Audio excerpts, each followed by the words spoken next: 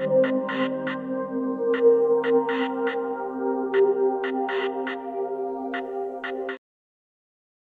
we're on Albany Avenue in the Annex, just a little northwest of Bloor and Bathurst.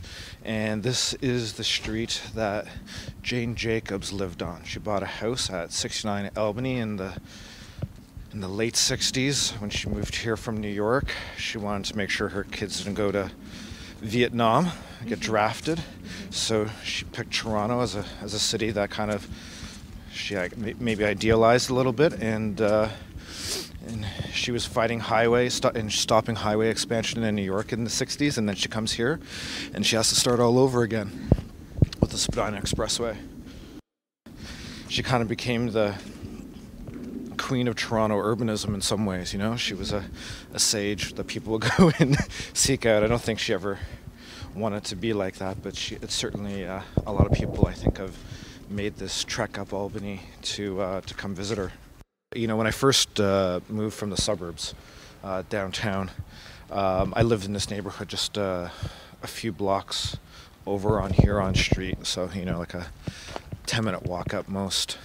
And that was these were the streets I like cut my chops on in a sense of like learning about densities of the city, exploring alleyways, and then really understanding what pedestrian-oriented neighborhoods are all about. This is a truly fine example of that. So yeah, this is her place here on the right. You know, nice big porch.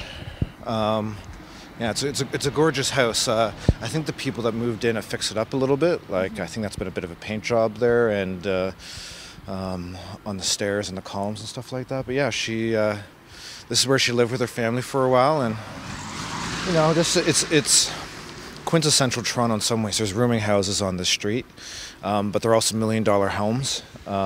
There's semi-detached houses. There's fully detached houses. There's 2-story and 3-story and a whole bunch of different styles. And it's not quintessential to the entire city of Toronto, but it's certainly to Toronto's like long history with urbanism.